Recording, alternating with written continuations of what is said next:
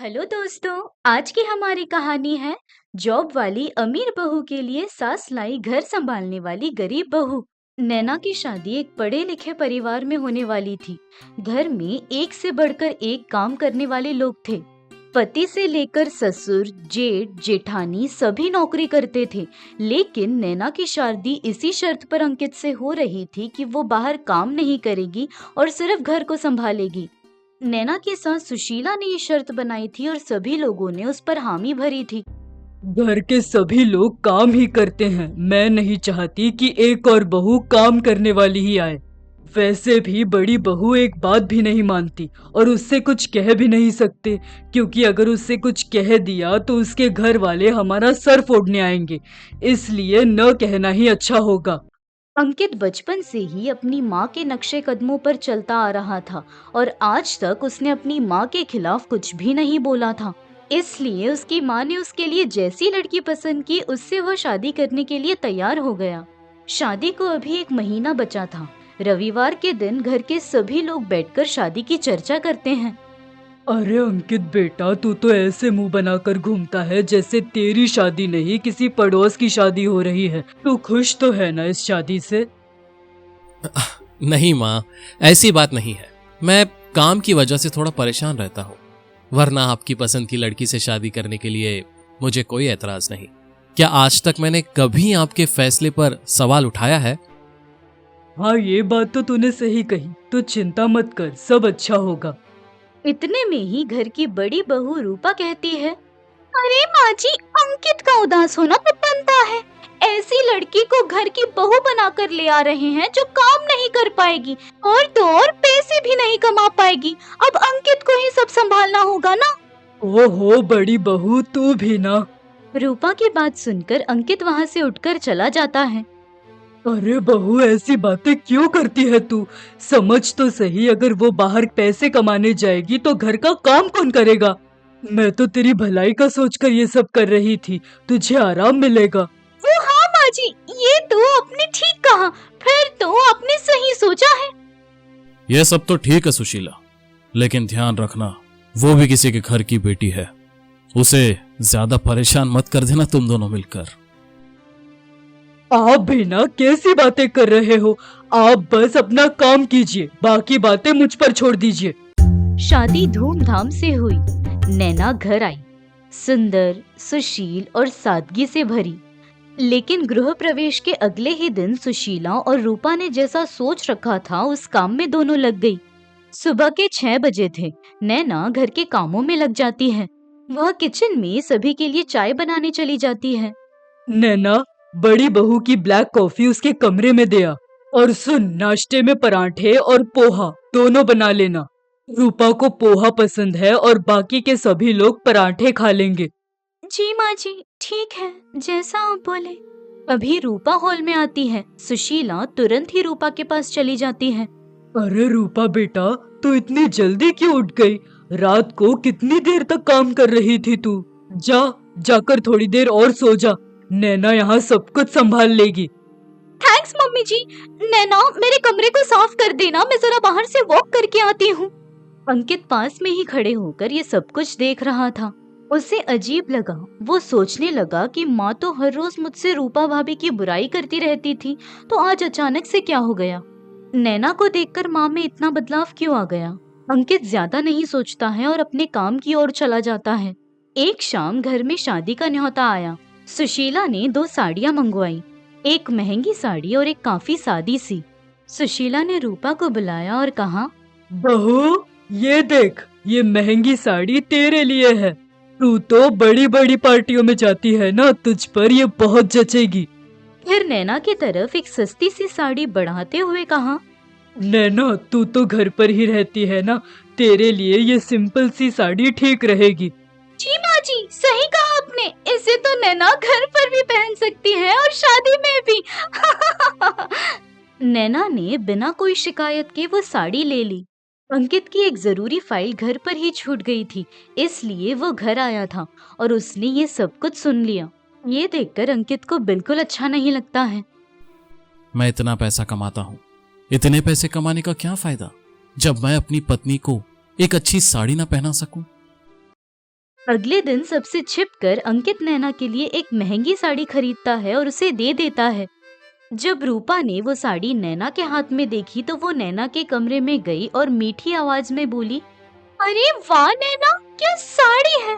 इस रंग के कपड़े मुझ पर ज्यादा खिलते हैं। मेरी वाली साड़ी देख, कितनी ट्रेंडी है। क्या हम एक्सचेंज कर लें? तुझे तो घर पर ही रहना है, मुझ पर ये ऑफिस की पार्टी में बहुत अच्छी लगेगी। भोली नैना ने अपनी महंगी साड़ी रूपा को दे दी और बदले में उसकी सस्ती सी साड़ी ले ली। जब सुशीला ने ये देखा तो उसने सोचा, सही है, बड़ी बहू बड़े घर से है तो उसे महंगी चीजों की आदत होगी, और नैना तो छोटे घर से है, उसे तो ये सब समझ भी नहीं आता होगा। एक दोपहर सुशीला के कुछ दूर के रिश्तेदार और पुराने पड़ोसी घर मिलने आए। वे लोग नैना और अंकित की शादी में नहीं आ पाए, इसलिए आज शगुन देने पहुंचे थे। मेहमानों ने 2 पैकेट निकाले और सुशीला को देते हुए कहा, ये लीजिए बहन जी, ये दोनों बहुओं के लिए हमारी तरफ से एक छोटा सा उपहार। पैकेट खोलते ही रूपा बहुत खुश हो गई। एक पैकेट में सोने का छोटा सा पेंडेंट था और दूसरे पैकेट में चांदी की पायल। सुशीला ने जैसे ही पैकेट मेज पर रखा, रूपा ने तुरंत सोने वाला पेंडेंट उठा लिया। ओह वाह, ये पेंडेंट तो बहुत ही ज्यादा खूबसूरत है, क्यों माँ जी? हाँ बहू, बिल्कुल सही कहा तुमने। सुशीला ने चांदी की पायल नैना की ओर बढ़ाते हुए कहा, नैना, ये तू रख ले, वैसे भी तू घर में सारा दिन घर का काम करती है ना, पायल की छन छन अच्छी लगेगी। वैसे भी सोना चांदी तो बस शौक की बात है। नैना ने चुपचाप उसे ले लिया। मेहमानों ने गौर किया कि नैना के हाथों में काम के निशान थे और रूपा आराम से सोफे पर बैठकर जूस पी रही थी। एक मेहमान ने धीरे से पूछा, सुशीला, छोटी बहू तो सारा घर संभालती है, इसकी तो बड़ी तारीफ सुनी है हमने। सुशीला ने बात काटते हुए कहा, अरे हाँ, काम तो करती है, आखिर घर संभालने के लिए ही तो लाए हैं। अब बड़ी बहू जैसा दिमाग और रुतबा तो हर किसी के पास नहीं होता ना। रूपा बड़े खानदान की है, उसका उठना बैठना ही अलग होता है। नैना के ससुर रविंद्र जी ने देखा कि नैना रसोई में अकेले सबके लिए नाश्ता बनाने में लगी है, जबकि रूपा आराम से बैठकर सभी से बात कर रही थी। रविंद्र जी ने सुशीला को धीरे से टोकते हुए कहा, सुशीला, ये तुम क्या कर रही हो? जब से नैना आई है तुमने उस बेचारी को सांस लेने तक की फुर्सत भी नहीं दी। रूपा भी तो इस घर की बहू है, क्या उसे रसोई का रास्ता नहीं पता? आप अपना काम कीजिए और बाहर के कामों में दिमाग लगाइए। रूपा ऑफिस से थक कर आती है, अगर उसे किचन का काम दे दूंगी तो वो बीमार पड़ जाएगी। और वैसे भी हम नैना को घर संभालने के लिए ही लाए थे ना। उसने शादी से पहले ही कहा था वो बाहर काम नहीं करेगी, सिर्फ और सिर्फ घर को संभालेगी। अब किस बात की चिंता हो रही है आपको? दोनों की बहस बढ़ती जा रही थी, इसलिए सुशीला ने मेहमानों से थोड़ा दूर आकर रविंद्र से बात करना शुरू कर दिया। वो सब तो ठीक है, लेकिन ये तो बेचारी बच्ची है, अकेले कितना काम करेगी? वो बहू है, कोई काम वाली नहीं। तुम दोनों मिलकर उस पर जुल्म कर रही हो, और ये ठीक बात नहीं है, और ये ठीक नहीं है। ओह, तो अब मैं जुल्मी हो गई। मैं घर की भलाई सोच रही हूँ और आप मुझे ही गलत कह रहे हो। रूपा बड़े घर की बेटी है, अगर हमने उसे कुछ भी कहा तो उसके माँ बाप हमारा जीना हराम कर देंगे। नैना सीधी है तो आपको उस पर प्यार आ रहा है। रविंद्र जी ने सुशीला को समझाने की बहुत कोशिश की, लेकिन वो कुछ भी सुनने के लिए तैयार ही नहीं थी। हाँ, अब सारी बातें अभी कर लीजिए। मेहमान बाहर आए हुए हैं, वो नहीं दिख रहा। आप यही खड़े होकर नैना की भलाई सोचते रहिए, मैं जा रही हूँ मेहमानों के पास। नैना किचन से सबके लिए गर्मा गर्म पकौड़े और चाय लेकर आती है। नैना, नमक थोड़ा कम नहीं लग रहा तुम्हें? मेहमानों के सामने कम से कम स्वाद का तो ध्यान रखा करो। जी दीदी, अगली बार ध्यान रखूंगी। अगले हफ्ते परिवार को एक करीबी रिश्तेदार की शादी में जाना था। सुशीला ने तिजोरी खोली और अपने भारी गहने निकाले। रूपा, ये रानी हार तू पहनना, तू हमारी बड़ी बहू है, तेरा दिखना मतलब हमारी इज्जत बढ़ना। रूपा ने इतराते हुए हार पहन लिया। जब नैना वहाँ आई तो सुशीला बोली, नैना, तू सोच ले तुझे कौन सी साड़ी और गहने पहनने हैं। देख ले, अपनी पसंद का कुछ हल्का फुल्का पहन लेना, ज्यादा तड़क भड़क तुझ पर अच्छा नहीं लगेगा। शादी में भी यही हाल रहा। सुशीला ने हर किसी से रूपा का परिचय करवाया। ये मेरी बड़ी बहू है, बड़ी कंपनी में काम करती है। नैना बस पीछे पीछे पानी की बोतल और सुशीला का पर्स थामे चल रही थी। नैना को सभी घर का हेल्पर समझ रहे थे और सुशीला ने किसी से भी उसका परिचय नहीं करवाया था। कुछ दिनों बाद रूपा ने अपनी सहेलियों को घर पर लंच के लिए बुलाया। नैना सुबह 5 बजे से ही तैयारी में जुट गई। नैना, मेरी फ्रेंड्स के लिए स्वादिष्ट भोजन बनाना, सभी को पसंद आना चाहिए। हाँ ठीक है दीदी। रूपा की सहेलियां आई और खाने की तारीफ करते नहीं थक रही थी। एक सहेली ने पूछा, रूपा ये खाना किसने बनाया है? बड़ा ही लाजवाब है। अरे मेरी हाउसमेट ने बनाया है, मतलब मेरी देवरानी ने। माँ जी ने इसे इसीलिए तो लाया है ताकि मुझे किचन की शक्ल ना देखनी पड़े, और बेचारी को आता ही क्या है, बस चूल्हा चौका। उस पर सहेलियां जोर जोर से हंसने लगती हैं। सुशीला को जब पता लगा कि रूपा की सहेलियां आई हैं, तो वो उसके कमरे में उनसे मिलने के लिए जा रही थी। तभी दूर से उनकी आवाज आने लग गई। सुशीला वहीं पर रुक गई। यार, मेरी सास भी कम नहीं है। उसे लगता है वो मुझे कंट्रोल कर रही है, लेकिन असल में तो मैं उसे अपनी उंगलियों पर नचाती हूँ। थोड़ा सा मम्मी जी करो तो बेवकूफों की तरह मेरे पीछे घूमने लगती है। सच कहूँ तो मुझे उस बुढ़िया के साथ रहने में कोई दिलचस्पी नहीं है। बस ये घर बड़ा है और काम करने वाली बहू मुफ्त में मिल गई, इसलिए टिकी हूँ यहाँ। ये सुनने के बाद सुशीला को ऐसा महसूस हुआ कि उसे अपने पति रविंद्र जी की बात मान लेनी चाहिए थी। सुशीला सोच में पड़ गई कि जिस बहू को वो बड़े घर की इज्जत समझकर सिर पर बैठाती थी, वो उसे बुढ़िया और बेवकूफ कह रही थी।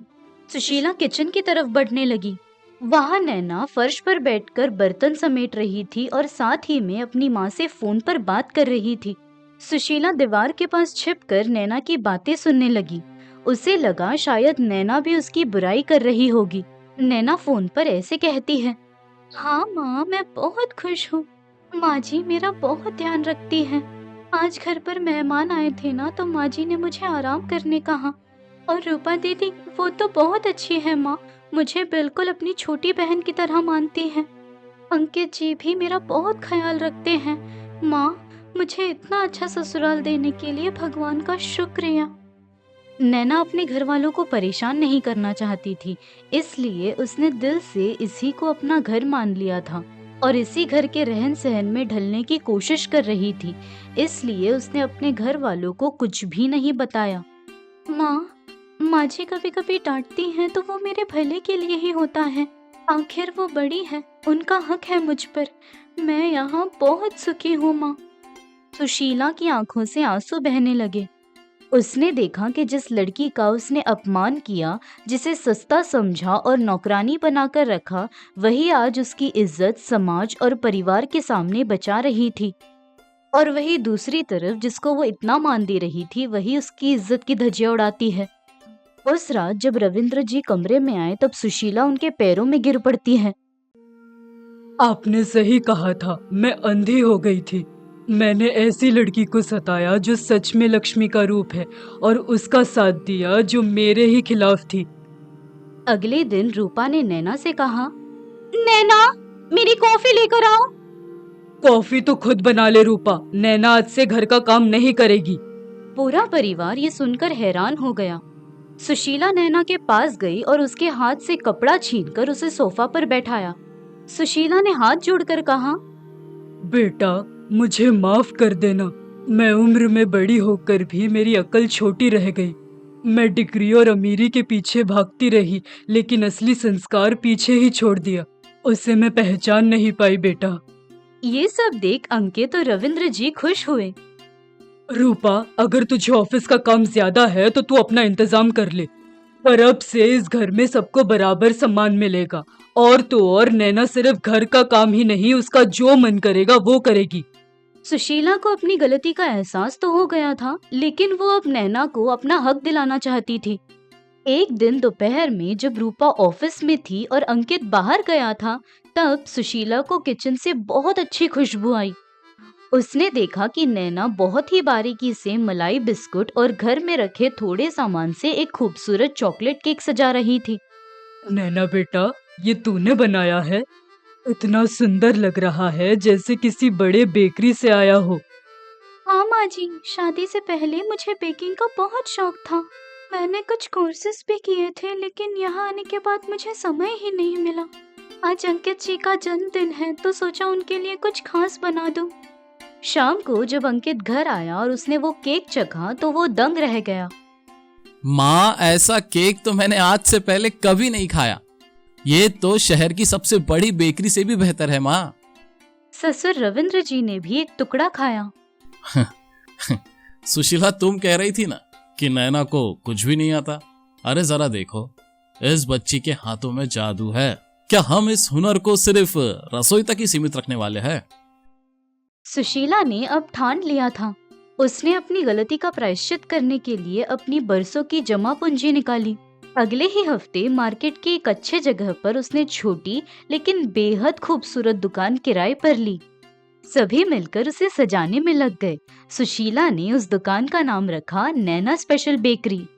नैना, चल रिबन काट और अपनी दुकान का उद्घाटन कर।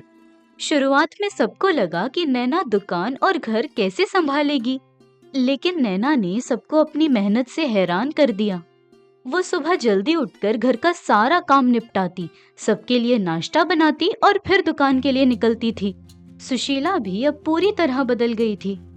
वो दोपहर में नैना के लिए टिफिन लेकर दुकान पर पहुंच जाती थी और काउंटर पर बैठकर हिसाब किताब में उसकी मदद करती थी। क्या बात है, इस घर में तो सब कुछ बदला बदला लग रहा है। कोई मेरी तरफ देख भी नहीं रहा। सबको जल्दी ही अपनी तरफ कर लूंगी मैं। एक दिन नैना को बहुत बड़ा ऑर्डर मिला। सुशीला जी, आप तो सभी के लिए प्रेरणा है। आप अपनी बहू को जिस तरह सपोर्ट कर रही है, बहुत कम लोग हैं जो ऐसा कर पाते हैं। आप वाकई में एक ब्रेव लेडी है सुशीला जी। अरे नहीं नहीं, इसमें मेरा कोई योगदान नहीं है। ये तो सब नैना की मेहनत और साफ दिल का नतीजा है। धीरे धीरे नैना का केक बिजनेस बहुत बढ़ गया।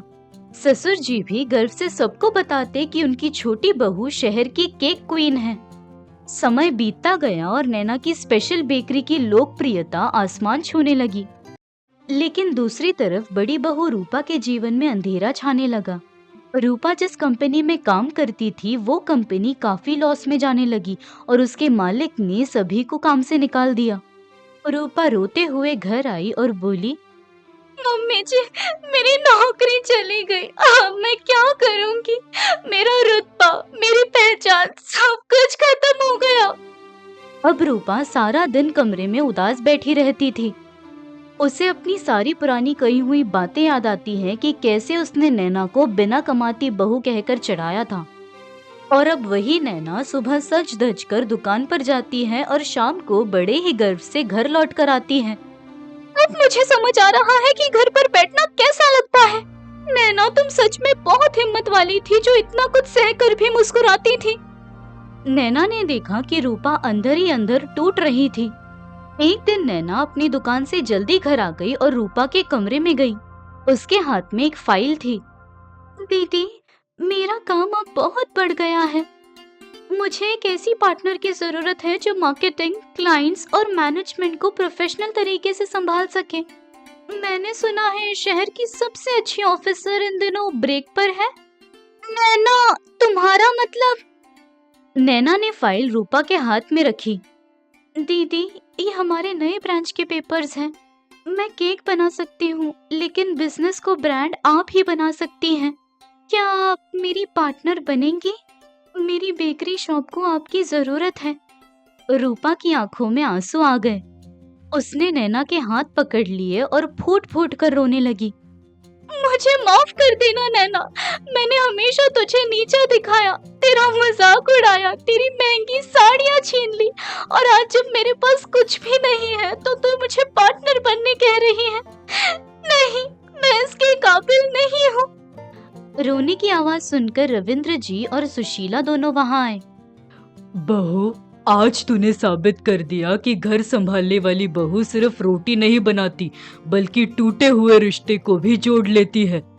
रूपा ने अपनी गलती मान ली, यही सबसे बड़ी बात है। अब तू रोना बंद कर और अपनी देवरानी का साथ दे। दोनों बहुओं ने हाथ मिलाया और फिर जो हुआ वो सारे शहर के लिए मिसाल बन गया। रूपा ने अपनी मैनेजमेंट स्किल्स का इस्तेमाल किया और नैना ने अपने स्वाद का जादू बिखेरा। रूपा ने दुकान का हुलिया ही बदल दिया। उसने ऑनलाइन ऑर्डर्स, कॉर्पोरेट इवेंट्स और सोशल मीडिया पर ऐसी मार्केटिंग की कि नैना स्पेशल बेकरी के चर्चे विदेशों तक होने लगे। अगर आपको ये कहानी पसंद आई तो वीडियो को लाइक कीजिएगा, शेयर कीजिएगा और कमेंट कीजिएगा और ऐसी ही कहानियों के लिए हमारे चैनल को सब्सक्राइब कीजिएगा।